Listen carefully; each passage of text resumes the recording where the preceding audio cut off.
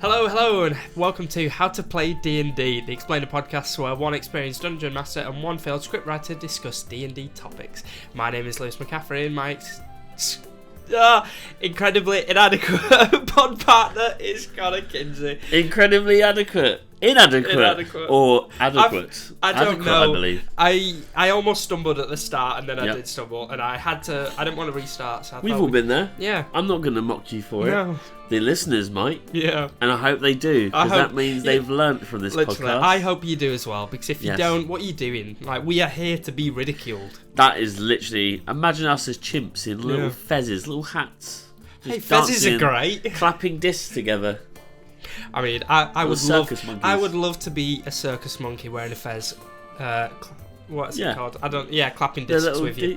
What are they? Little symbols. Symbols, yeah. Little symbols. I mean, we don't even know the word for symbols, so... It's true. We don't even know the word for symbols. Where are we going with this? I'm struggling. I don't know. But what's the topic this week? You know what? That has worked out perfectly, because the topic of this week is all about music. Ooh. It's another viewer question, and the question was, how do you use music to kind of influence, or... What's the word? I don't know. Something... reinforce certain atmospheres. So, any good thoughts? Question. Yeah, good question. It's a good question. I've got lots of thoughts. Yeah, well, let's get to it. There we go.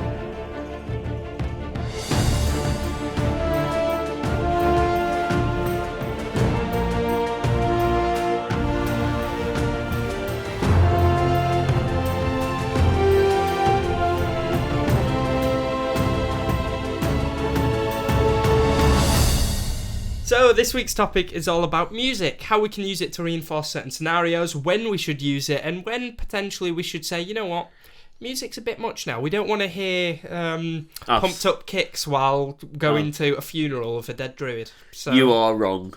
While eating a bowl of spaghetti. People are only listening because they were waiting for one of us to say it. They can move on to a new podcast now. I'm sorry, we've failed you. You should listen to Pumped Up Kicks while going to a funeral of a dead druid. But anyway, I'm going to start this off with the light of my life, my favourite part. Yes, you. Of doing these episodes. Connor.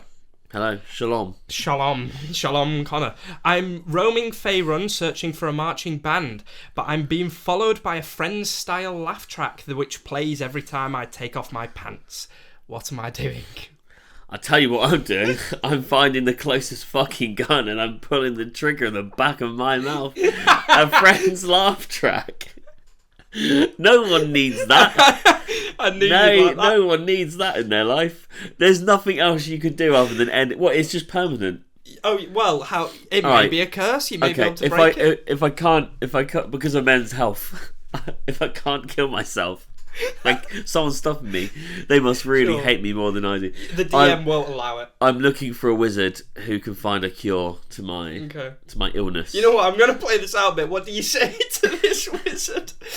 How would you describe this illness? Steve, you're not going to believe this, but there's something I need cured, and it's not the thing I usually come here for. There's no ointment that I can rub over this bad boy to cure this.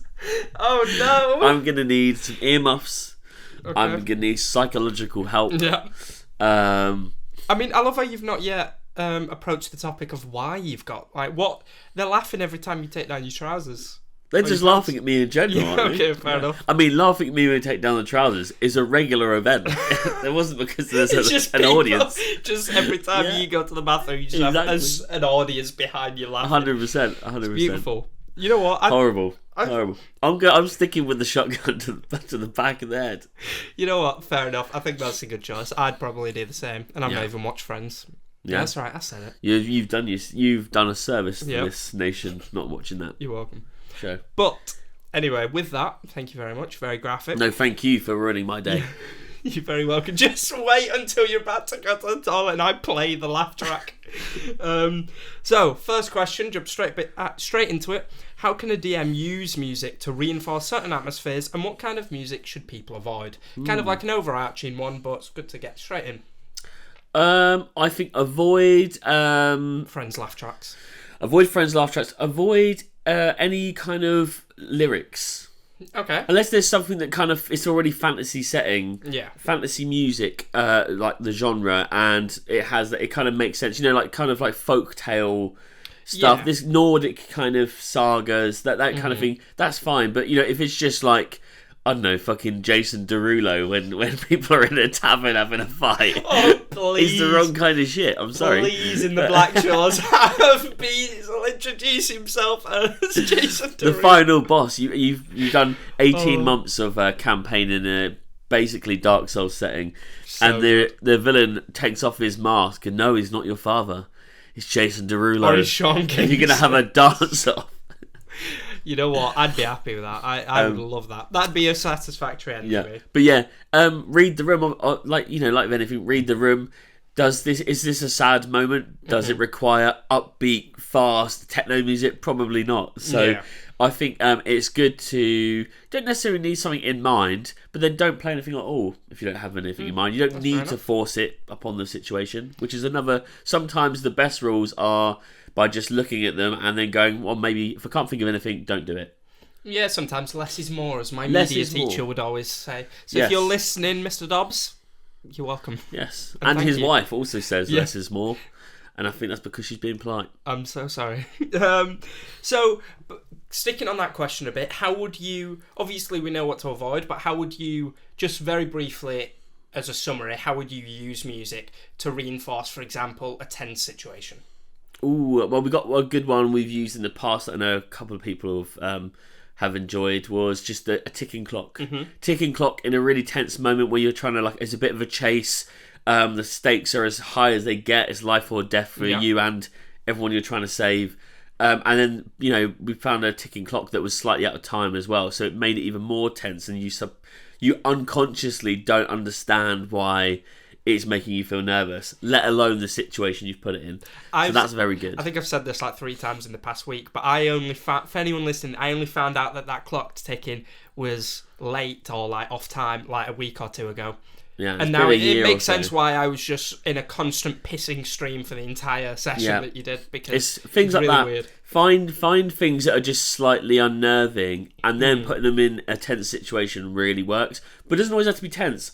I think, especially for D&D, ambience is an incredible thing. Music that kind of just fills the space and increases the immersion kind of thing. Kind of like fantasy world. Yeah, completes the world is nicer in the background. Even if it's just kind of the hustle and bustle of a village, if you can find a playlist that has that kind of thing, that's great. Yeah. Tell you what is good, and I'm just thinking this now. It wasn't necessarily music, but because we played a session last night, it was beautiful. We obviously had the doors open and it was raining, and even that helped. So you can even use that sound effect. Well, definitely. Yeah, I literally described that the rain begins as you go to battle, and it was and it just because we're in Manchester, it chucked it down. It was like, well, there we go. I didn't have to pay for that.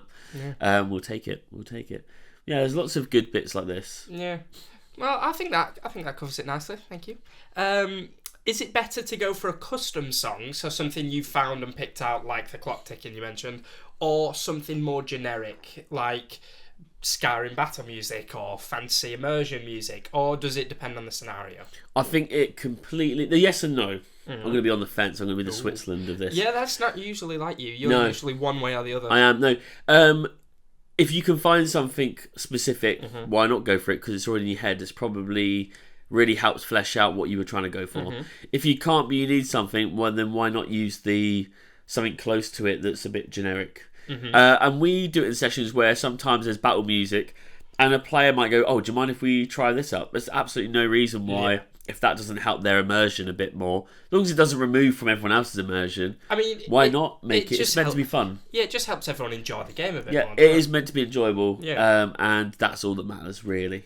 I think one thing I'd probably say is, if you're looking for a custom song, I wouldn't go around searching like D&D intense music.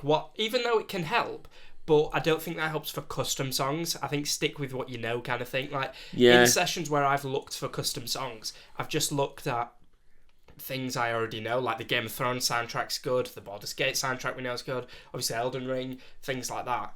Those are the ones where if you want something custom, I think, go for something that you already know or have an idea about. I wouldn't just search blindly. You'll just be chased. I mean, they might actually find what they want, but it's just, you've got a lot to do as a DM, and don't spend your time chasing something you don't actually know yet. Whereas if you already have an idea and you know where you can find it, do that to save yourself time. And like you said, sometimes the silence of like a shocking moment really helps you think, oh shit. Yeah, definitely. But yeah, no, good one. Good answer. Thank you. Thank you. Round of applause. Thank you very much. You're not clapping. Thank you. Little tiny hands. Well, I really wanted to play the Friends laugh track. Now I've got it in my head. Anyway, are there times when I think we covered this a little bit, but are there times where it's better to have no music at all, and why? Well, if you're playing music throughout, dropping that out, then there's usually a reason for it. Yeah. Unless you just have your battery dies, I don't know. But usually, I mean, sometimes songs just don't kick in for a while. Yeah. And I've seen people look at me in our sessions that I'm running, thinking, why has he stopped the music? And it's not. It's just the next track hasn't kicked in for a while. We get that all the time, actually, you see in the corner of your eye.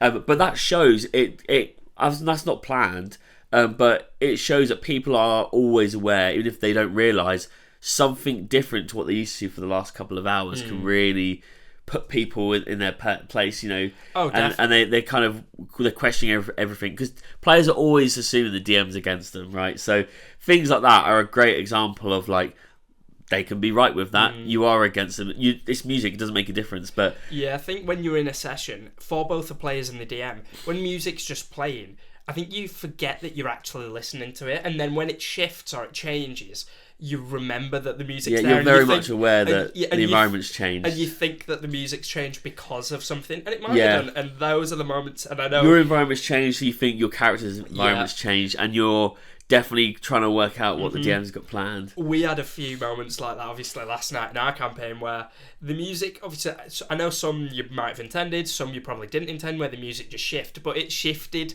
perfectly, and then it just made us all think, oh shit, we're gonna die. Yeah, it's good. Which, luckily, we didn't yet. Well, I mean, yes, so there are moments in last night's session, for example, where I've got a link and it says, you know, play this here. But then that's set up to a playlist where everything after that, and not in order, but anything after that can fit what I'm trying to portray in terms of feeling for you, for the situation you're in and how you guys should feel. And so, yeah, and we do actually have, we can put those playlists that we've created on Spotify. We'll link in the bio as well. We've got an ambience one, we've got a tension one, and we've got inspiration as well. I think those are the three key kind of parts. Ruined one of my questions. Oh, okay, alright. Sorry, but I think they're the three key kind of factors I'm looking for in D&D when I'm looking for music for my players. I think that's fair enough. Is that what the question was? I'm sorry. I don't know the question. No. We'll get there. So a little bit of a different one before we go to that one. Okay. Who do you think should, or at least whose job is it to control the music? And I don't mean which songs. Obviously, players can give suggestions, but just to make sure the music's going. Because like we've said loads of times on the podcast, that DMs already have so much to do. So is it reasonable for them to say to one of the players, listen, I'll give you my phone, my playlist, can you just play this and I will let you know if I want a specific song played, and then I can, or the DM can continue with the narrative aspect of it? No, I 100% DM. Always DM. People can request a song, fine. But if someone else has been given a job when their whole job is to be immersive as a character, it makes no sense that all of a sudden they've got a task. You know, that's fair enough. And so DM. And if the DM wants something, then the DM better do it. To be fair, I think that's a good way of looking at it, because from my perspective, I don't care either way. Personally, as a DM, I'd prefer to control the music. Like you said, I think I want to be I don't want to stop combat or something and say, oh, put this song on, it's really intense. But at the same time, like I said, with DMs having so much to do, I don't think it's unreasonable for them to just say, listen, I've got so much planned here, can you control the music? Okay. But hot take. I totally disagree. I totally disagree, but you are the host today. I won't scream at you. Get out. Yeah. And now, final question, which you kind of ruined, kind of didn't, but I'll forgive you this time. Can you give us a few examples of playlists or music that you use? Yes, we have. And can you give our listeners... Are you... Yeah, I'm done. Oh, okay. So we have so on Spotify, I've already got them because I use them in my sessions, but I've already renamed them in hopes of a podcast episode to come up like this. So we've got how to play D&D with ambience, how to play D&D with inspiration, and how to play D&D with tension. And they're on Spotify. We'll put the links in the bio to everything. And yeah, they're not our tracks. They're from video games, anime, movies, just general compositions, which are kind of fit that, and they're completely open to edit, so people can edit those. And if you can't, then send us a message, and we'll send you an editable link, because I think it's good that we share these things. Oh yeah, I think in each one it's good. At least everyone will be able to find at least one song that they can use. But if you wanted to add stuff, there's a big variety. As long as it kind of fits things for everyone, it's kind of got to do a lot of jobs, I suppose. Exactly. So, we don't want Thomas the Tank Engine in the tension. Though I agree. I mean, there's some good Resi mods out there with Thomas at the lead. If the sky opened up in our campaign again and a dragon flew out and you just blasted the Thomas the Tank Engine theme tune, I would shit my pants. Oh, tension. Right okay, yeah. I would have said inspiration. Like, he's here. Thomas has come to save us. The great Tom. Deus Machina. Jesus. Okay. Yeah, you know what? I like that. Yeah. I think it rounds it off nicely. I think literally. Yeah. Like we said, music can be. You don't realise how much of an effect it can have, but I think it's a good one. Yeah, music's good. Music's very, very impactful, and we're in the midst of planning out having another episode, like a part 2 to this, with our composer who's worked on some films with myself, and he has done the score for our podcast, arguably the only good bit of our podcast. Oh, it's not arguably; it is the only good bit. So we'll organise some kind of like Zoom call recording. To get that to you guys, and you'll be able to have an episode from an actual composer who writes music, a professional in their field who composes music for fantasy. So what more could you want? Exactly. So stay tuned and stay listening, listener. Get good. Get listened. Yeah. You know what I've only just realised? The playlist that you've put together, it actually spells out our name, How to Play D&D with Ambience and things. I didn't notice that. Yeah. The podcast name, well done. That's all right. I mean, and with that, it looks like this week's episode is sadly coming to an end.